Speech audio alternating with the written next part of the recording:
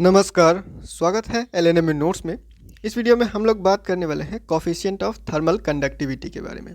पिछले वीडियो में हम लोगों ने कोफिशिएंट ऑफ विस्कोसिटी देखा हुआ था। इसमें हम लोग कंडक्टिविटी देखेंगे, फिर नेक्स्ट हम लोगों का जो है वो टॉपिक डिफ्यूज़न रहने वाला है। ठीक है, तो देखिए मोटा मोटी सारा काम वही होने वाला है जो कोफिशिएंट ऑफ विस्कोसिटी के लिए किए हुए थे, और इसमें सिर्फ विस्कोसिटी की जगह पे कंडक्टिविटी आएगा और कंडक्टिविटी के इक्वेशन के साथ कंपेयर करके लास्ट में के यानी थर्मल कंडक्टिविटी के कोफिशिएंट के बराबर जो भी इक्वेशन आएगा सेम उसी तरह से सब कुछ होने वाला है। और जो भी चीज़ हम लोगों ने अज्यूम किया था या फिर लेट किया था वो सारा नंबर वगैरह भी वही रहने वाला है।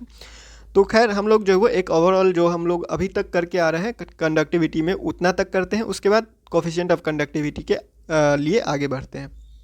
तो सबसे पहले हम लोग को पता है कि ये जो कंडक्टिविटी है, थर्मल कंडक्टिविटी, वो कैसे अराइज होता है, क्यों अराइज हो रहा है। तो वो हीट एनर्जी के ट्रांसपोर्टेशन की वजह से हो रहा है, क्योंकि लेयर्स के बीच में डिफरेंट लेयर गैस का जो है वो डिफरेंट लेयर होता है और हर लेयर का जो है टेम्परेचर अलग अलग होता है। तो टेम्परेचर के लेयर्स के बीच में जो टेम्परेचर का ट्रांसफ़र होता है, ट्रांसपोर्टेशन होता है, उसकी वजह से कंडक्टिविटी अराइज होता है। इतना तक तो हम लोगों ने थ्योरी में पढ़ा हुआ था, जो फर्स्ट पार्ट था ट्रांसपोर्ट फेनोमेना, उसमें हम लोगों ने देखा हुआ था। ये टेम्परेचर ग्रेडियंट के डिफरेंस की वजह से होती है, यानी कि डिफरेंट लेयर के बीच में डिफरेंट जो है वो टेम्परेचर होता है, तो टेम्परेचर ग्रेडियंट हो गया। मतलब कि जो हर एक स्टेप पे टेम्परेचर ऊपर की तरफ बढ़ रहा है और नीचे की तरफ घट रहा है। तो वो सारा चीज़ हो गया हम लोग का कंडक्टिविटी कैसे अराइज हो रहा है उसके बारे में। अब देखिए ये जो थर्मल कंडक्टिविटी होता है, अगर आप जो एग्जांपल के तौर पे समझे तो मान लीजिए ये हमारा एक बॉक्स है। ठीक है, एक बॉक्स है और इस बॉक्स में यहाँ पर इस साइड जो है वो मान लीजिए कि टेम्परेचर जो है वो ज़्यादा है, इस साइड टेम्परेचर ज़्यादा है और इस साइड टेम्परेचर कम है। ठीक है, तो दोनों, एक साइड टेम्परेचर ज़्यादा है और एक साइड टेम्परेचर कम है, तो हीट जो है वो किस तरफ से किस तरफ फ्लो करेगा, तो ज़्यादा से लेके कम के तरफ पे जो है वो हीट फ्लो करेगा, ज़्यादा से लेके कम के तरफ हीट फ्लो करेगा। और इस ये जो टेम्परेचर क्या हो रहा है, हीट ट्रांसफ़र हो रहा है, वो क्या है, heat transfer per unit time किसके प्रोपोर्शनल हो जाएगा, डायरेक्टली प्रोपोर्शनल टेम्परेचर डिफरेंस के, यानी कि इन दोनों का जो टेम्परेचर होगा, इसका जो डिफरेंस होगा, दोनों के टेम्परेचर में जो फ़र्क होगा, वो फ़र्क ही हमारा क्या है, जो हीट ट्रांसफ़र हो रहा है पर यूनिट टाइम, यानी एक यूनिट टाइम में या एक सेकंड में कहिए कितना हीट ट्रांसफ़र हो रहा है, वो इन दोनों के डिफरेंस, इन दोनों साइड के हीट के टेम्परेचर के डिफरेंस को जो है वो पता करेंगे, तो ये हमारा हीट ट्रांसफ़र पता हो जाएगा। ठीक है, तो ये ट्रांसफ़र हो गया हमारा का इतना, और ये डायरेक्टली प्रोपोर्शनल हो गया टेम्परेचर के डिफरेंस का, मतलब heat transfer per unit time जो है वो डायरेक्टली प्रोपोर्शनल हो गया किसके, टेम्परेचर डिफरेंस के। और इन्वर्सली प्रोपोर्शनल हम लोग बोल सकते हैं कि हाइट के या फिर डिस्टेंस के। ये जो हाइट है या फिर डिस्टेंस है, अगर हम लोग इसको हाइट ले लें, या डिस्टेंस ले लें, जो भी है, ये जो हाइट है या फिर डिस्टेंस है, इसको अगर जो वो इसका इन्वर्सली प्रोपोर्शनल बोल रहे हैं, यानी कि ये जितना कम होगा हीट ट्रांसफ़र उतना जो है वो। तो ये हो गया हमारा जो हीट ट्रांसफ़र है उसके बारे में। और जो हीट ट्रांसफ़र है टेम्परेचर का जो डिफरेंस है उसका डायरेक्टली प्रोपोर्शनल हो गया और इन्वर्सली प्रोपोर्शनल हो गया दोनों के बीच के डिस्टेंस का। और एक बात यहाँ पे होता है कि हमारा जो heat energy transfer per unit time per unit area जब लिखेंगे तो फिर उसमें कैसे क्या होगा, तो देखिए इसमें क्या करेंगे, बस एरिया के हिसाब से भी ये क्या होता है, डायरेक्टली प्रोपोर्शनल होता है। हीट ट्रांसफ़र जो होता है, हीट ट्रांसफ़र होगा, अगर हम लोग हीट ट्रांसफ़र को dQ/dt लिखें, हीट ट्रांसफ़र को अगर dQ/dt लिखें, heat transfer per unit time, तो ये एरिया का क्या हो जाएगा हमारे पास, डायरेक्टली प्रोपोर्शनल। एरिया का भी डायरेक्टली प्रोपोर्शनल और टेम्परेचर डिफरेंस का भी डायरेक्टली प्रोपोर्शनल। तो टेम्परेचर डिफरेंस को हम लोग डेल्टा टी लिख देते हैं, टेम्परेचर डिफरेंस को डेल्टा टी, यानी कि दो टेम्परेचर के बीच का फ़र्क डेल्टा टी। ठीक है, चेंज इन टेम्परेचर है, टेम्परेचर डिफरेंस वही है। तो उस तरह से हम लोग ने इसको लिख दिया dQ/dt, और ये हो गया dQ हमारा हीट ट्रांसफ़र हो गया, और ये heat transfer per unit time है तो dt हो गया, और ये है हमारे पास एरिया, और ये हमारे पास है हीट फ्लो। ये क्या है, हीट फ्लो। इस पूरे चीज़ को हम लोगों ने हीट फ्लो लिख दिया है। ठीक है, और ये हीट फ्लो डायरेक्टली प्रोपोर्शनल हो गया किसके, टेम्परेचर डिफरेंस के, और इन्वर्सली प्रोपोर्शनल हो गया डिस्टेंस के। डेल्टा जेड यहाँ पे डिस्टेंस है, उसके बाद डेल्टा टी यहाँ पे है हमारे पास चेंज इन जो टेम्परेचर है वो, और क्यू है हमारे पास हीट फ्लो। ठीक है, और जब ये इस टेम्परेचर को ये जो प्रोपोर्शनलिटी साइन है, इस प्रोपोर्शनलिटी साइन को हटाते हैं तो एक कांस्टेंट आता है, हम लोगों को पता ही है। तो कांस्टेंट आ गया यहाँ पे के। और ये नेगेटिव साइन देने का मतलब, ये नेगेटिव साइन देने का मतलब क्या हुआ यहाँ पे कि जो हीट फ्लो है वो टेम्परेचर ग्रेडियंट के अपोजिट डायरेक्शन में होता है। ठीक है, ये पूरा टेम्परेचर ग्रेडियंट है, ये तो हम लोग को पता ही है कि एक एक स्टेप पे जैसे जैसे टेम्परेचर बढ़ता या घटता है उसको टेम्परेचर ग्रेडियंट बोलते हैं। जैसे कि यहाँ पे है, यहाँ से यहाँ टेम्परेचर ग्रेडियंट पॉजिटिव है, यानी इधर से इधर टेम्परेचर ग्रेडियंट है, बढ़ रहा है, ऊपर से नीचे निगेटिव टेम्परेचर ग्रेडियंट, ऐसे आप बोल सकते हैं। ठीक है, टेम्परेचर ग्रेडियंट होता क्या है तो पहले इसको कर लेते हैं, उसके बाद टेम्परेचर ग्रेडियंट, जैसे कि वेलोसिटी ग्रेडियंट था विस्कोसिटी में, वैसे ही टेम्परेचर ग्रेडियंट होगा कंडक्टिविटी में। तो सेम वही है, फिर भी हम लोग जो है वो इसको करते हुए चलेंगे। तो यहाँ पे हम लोगों ने इसलिए लिख दिया है कि from the definition of thermal conductivity heat energy transfer per unit area per unit time जो होगा वो हमारे पास इतना हो जाएगा। ठीक है, और इसके हिसाब से अगर देखें तो ये निगेटिव डायरेक्शन क्यों दिया गया है वो तो बता ही दिया गया, क्योंकि हीट फ्लो और जो ग्रेडियंट है थर्मल कंडक्टिविटी, जो टेम्परेचर का ग्रेडियंट है वो दोनों का क्या है, दोनों अपोजिट डायरेक्शन में है। कैसे, देखिए जैसे ही हम लोगों ने कहा कि इधर हीट का फ्लो ज़्यादा है, इधर टेम्परेचर कम है और इधर टेम्परेचर जो है वो ज़्यादा है। तो इधर से इधर क्या करेगा, टेम्परेचर यहाँ से यहाँ हीट फ्लो करेगा, यहाँ से यहाँ इस तरफ से इस तरफ हीट फ्लो करेगा, लेकिन टेम्परेचर ग्रेडियंट इस डायरेक्शन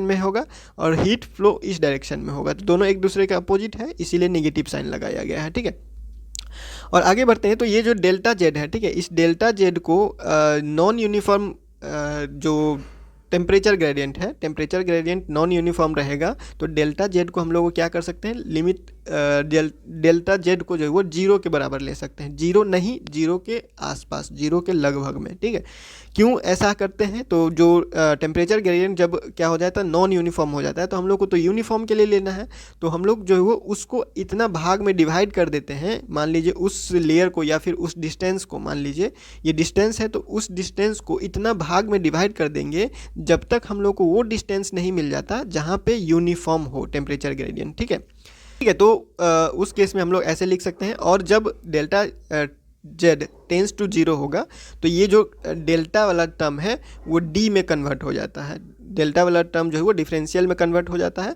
तो हम लोगों ने बस उसी को डेल्टा के जगह पे डी लिख दिया है और बाकी सिर्फ वही है। और ये निगेटिव साइन है तो हम लोगों को सिर्फ मैग्नीट्यूड लेना है, तो मैग्नीट्यूड अगर लेंगे तो सिर्फ पॉजिटिव वाला टर्म आएगा, और पॉजिटिव वाला टर्म ये आ गया, और ये के जो आया है इसी को हम लोग बोलते हैं coefficient of conductivity, thermal conductivity. ठीक है, प्रोपोर्शनलिटी साइन हटाने के बाद जो कांस्टेंट आया है, इसी कांस्टेंट को कोफिशिएंट ऑफ थर्मल कंडक्टिविटी कहा जाएगा, और इसी का वैल्यू हम लोग निकालेंगे अब। ठीक है, कोफिशिएंट ऑफ थर्मल कंडक्टिविटी जो है वो इसी का वैल्यू अब निकाला जाएगा। तो अब आते हैं हमारे इस फिगर पे। तो फिगर को मोटा मोटी तो आप लोग समझ ही गए होंगे कि क्या है कि जो है वो हम लोगों ने गैस का 3 लेयर लिया हुआ है एग्जांपल के तौर पे, और तीनों लेयर का टेम्परेचर अलग अलग है। कैसे है, जैसे पहला जो लेयर है, सबसे नीचे वाला लेयर है, उसका टेम्परेचर सबसे कम है, बीच वाला लेयर को हम लोग रेफरेंस लेयर मान रहे हैं, इसी पे काम करेंगे। और तीसरा जो लेयर है हमारे पास, जो हमारा लेयर है उससे ऊपर का जो एक लेयर है उसका टेम्परेचर ऑब्वियसली क्या है, ज़्यादा होगा। यानी कि जैसे जैसे नीचे से ऊपर जा रहे हैं वैसे वैसे लेयर्स का गैस का जो लेयर्स है उसका टेम्परेचर बढ़ रहा है, यानी टेम्परेचर ग्रेडियंट। ठीक है, थीटा जो टेम्परेचर है वो धीरे धीरे जैसे जैसे ऊपर जा रहे हैं वैसे वैसे बढ़ रहा है। ठीक है, तो इसका जो हम लोगों का रेफरेंस जिस पे हम लोग काम कर रहे हैं, जो हम लोगों ने लेयर माना हुआ है, उस लेयर का टेम्परेचर अगर थीटा है तो ऊपर जो जा रहे हैं उसका टेम्परेचर कितना हो जाएगा, theta plus D theta by D Z into lambda. अब ये D theta by D Z into lambda क्यों आ गया, तो देखिए ऊपर का टेम्परेचर, ऊपर वाले लेयर का टेम्परेचर कितना होना चाहिए, तो इससे तो ज़्यादा ही होगा, लेकिन कितना ज़्यादा होगा, तो इतना ज़्यादा होगा। कैसे होगा, देखिए जैसे कि हम लोगों ने यही फिर बॉक्स का एग्जांपल लेते हैं। ठीक है, अब इसी बॉक्स में हम लोग एक लेयर बीच में हम लोगों ने जो लिया है वो ले लेते हैं। ठीक है, अब देखिए यहाँ का टेम्परेचर ज़्यादा है और यहाँ का टेम्परेचर कम है, यहाँ का टेम्परेचर है हाई और यहाँ का टेम्परेचर है लो। तो जब यहाँ से और फिर हमारा लेयर जो है वो यहाँ पर है। ठीक है, हमारा लेयर है यहाँ पे, और यहाँ पे मान लीजिए आप ही है या फिर कोई भी है यहाँ पे। तो जैसे जैसे वो इधर जाएगा वैसे वैसे क्या होगा, टेम्परेचर बढ़ेगा, क्योंकि यहाँ का टेम्परेचर ज़्यादा है तो उसको गर्म महसूस होगा धीरे धीरे जब ये जैसे जैसे ऊपर जाएगा।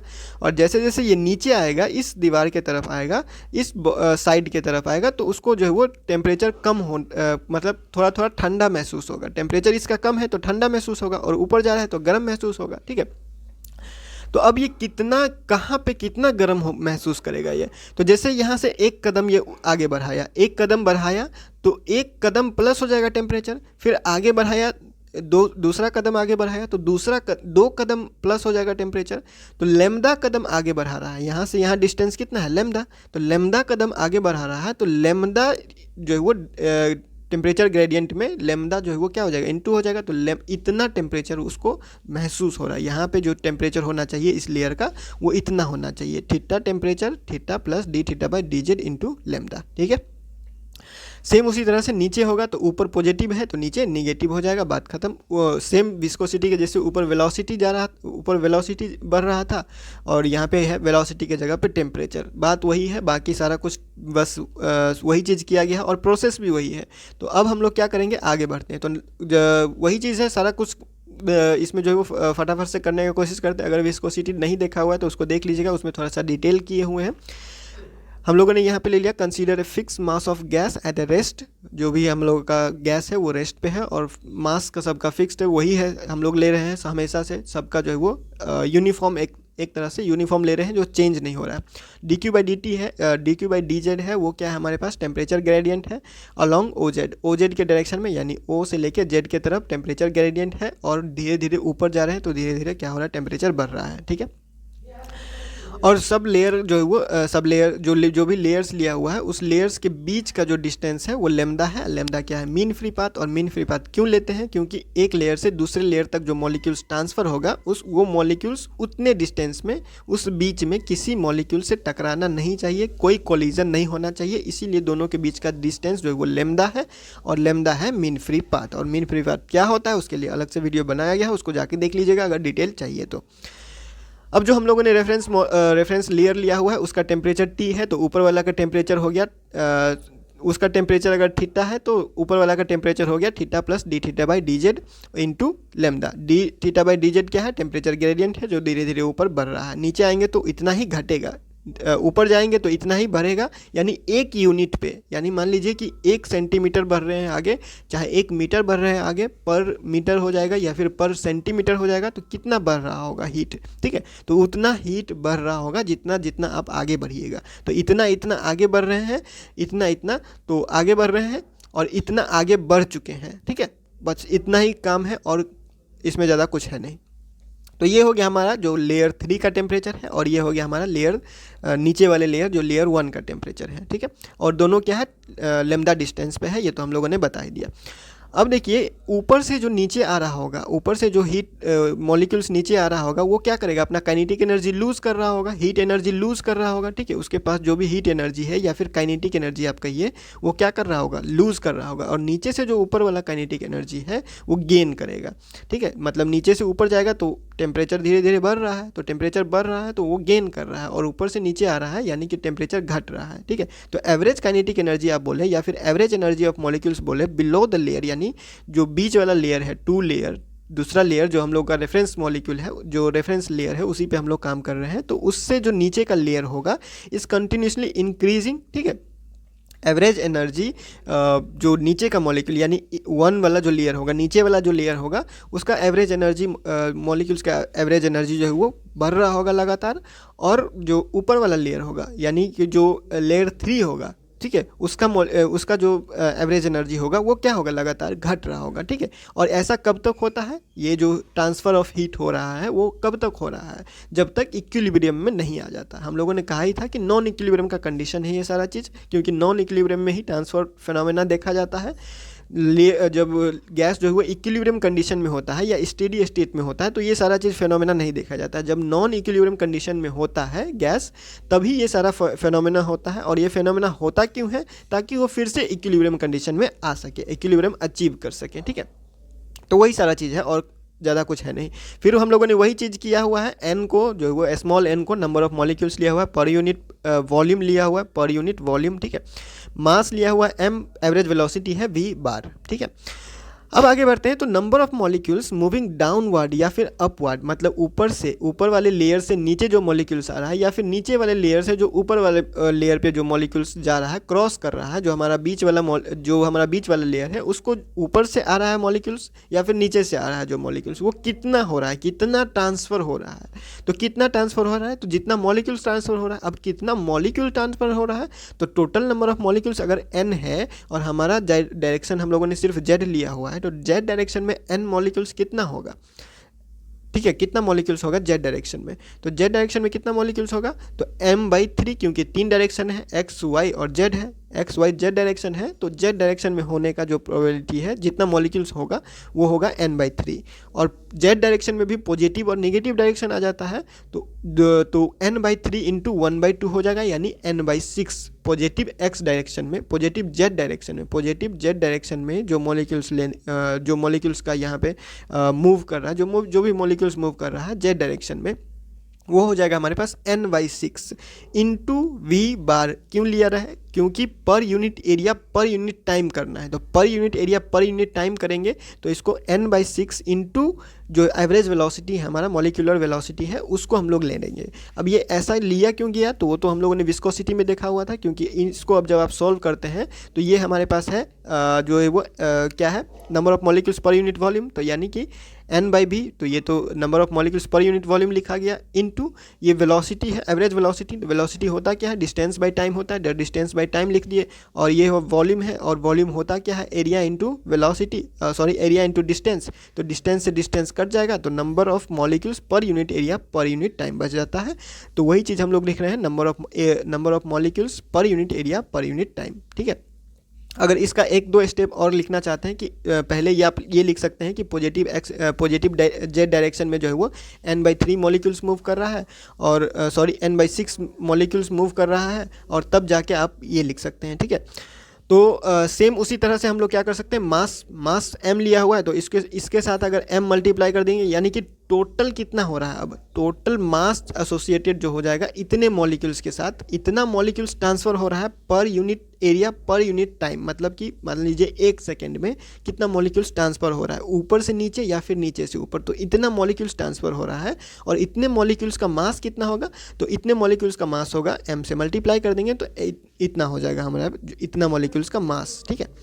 तो वो हो गया हमारा मॉलिक्यूल्स ट्रांसफ़र, यानी कि जो फर्स्ट से सेकेंड में आ रहा हो या फिर नीचे से ऊपर जा रहा हो, जो भी है।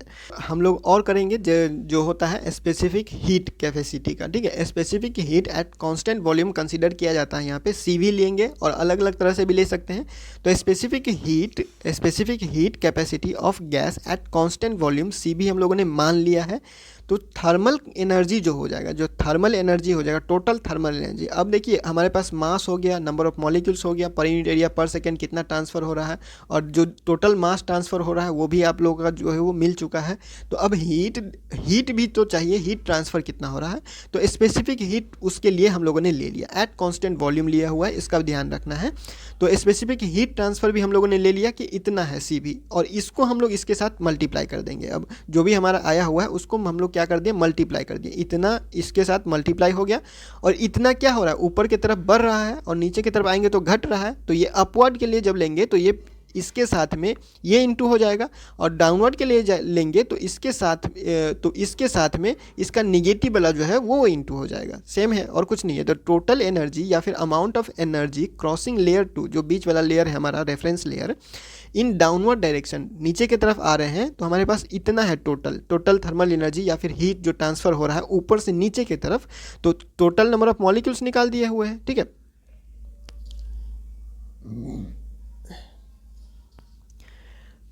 तो टोटल नंबर ऑफ मास हमारे पास है, और फिर स्पेसिफिक हीट है, यानी टोटल हीट ट्रांसफ़र है, और टेम्परेचर इतना है। तो इसके साथ हमारे पास क्या हो जाएगा, टोटल जो थर्मल एनर्जी ट्रांसफ़र हो रहा है ऊपर से नीचे की तरफ वो हमारे पास इतना आ चुका है। और जो सिमिलरली नीचे से ऊपर जो जा रहा है वो निगेटिव वाला हो जाएगा, ऊपर से नीचे पॉजिटिव वाला होगा और नीचे से ऊपर निगेटिव वाला हो जाएगा। अब नेट निकालना है तो नेट क्या करेंगे, दोनों को क्या करेंगे, माइनस कर देंगे। ठीक है, तो नेट निकालना है तो दोनों को माइनस कर दिए हुए हैं, दोनों का जो कॉमन है वो निकाल दिए और फिर जो थीटा से थीटा कटा, यानी जैसे कि हम लोगों ने विस्कोसिटी में किया हुआ था, कुछ नहीं करना है, इस इक्वेशन दोनों इक्वेशन को क्या करना है, माइनस कर देना है, यानी कि एक बढ़ा रहा है और एक घटा रहा है। ठीक है, तो एक बढ़ा रहा है तो पॉजिटिव और एक घटा रहा है तो निगेटिव, तो दोनों को क्या करेंगे, माइनस कर देंगे दोनों इक्वेशन को। तो दोनों इक्वेशन को क्या कर दिया हुआ, माइनस कर दिया हुआ है। और इसको हम लोगों ने क्या कहा है, net transfer of energy per unit area per unit time.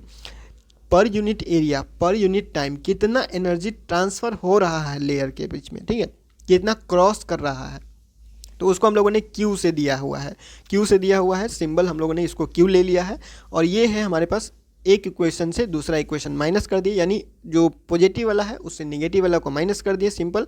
अब आप चाहते हैं कि जो आगे पीछे करना, तो यानी इसको आगे इसको पीछे ऐसे भी कर सकते हैं, लेकिन रिजल्ट आपका बस वही आ जाना चाहिए। ठीक है, तो हमारे पास इसको सॉल्व करेंगे तो ये आ गया। अब इक्वेशन नंबर 2 आ गया, ये इक्वेशन नंबर 2 दे दिए इसको नाम। और इक्वेशन नंबर 1 क्या था, तो हमारे पास इक्वेशन नंबर ये था, कोफिशिएंट ऑफ विस्कोसिटी जो है यहाँ पे Q बराबर के D theta by D Z. ठीक है, और ये हम लोगों ने कहा था कि ये है कोफिशिएंट ऑफ विस्कोसिटी। तो देखिए Q बराबर यहाँ पे क्या आया हुआ है ये, और ये है इक्वेशन नंबर 1। और Q बराबर यहाँ पे क्या आया, तो Q बराबर हमारे पास यहाँ पे आया Q बराबर ये। ठीक है, तो दोनों को क्या करेंगे, इक्वेशन 1 और इक्वेशन 2 को दोनों को कंपेयर करेंगे, तो ये पहला इक्वेशन का है और ये दूसरा इक्वेशन का है। तो दोनों का इक्वेशन को अगर कंपेयर करेंगे तो इधर से ये और इधर से ये हट जाएगा, तो k बराबर जो बचेगा वो आ जाएगा, k बराबर इतना बच गया।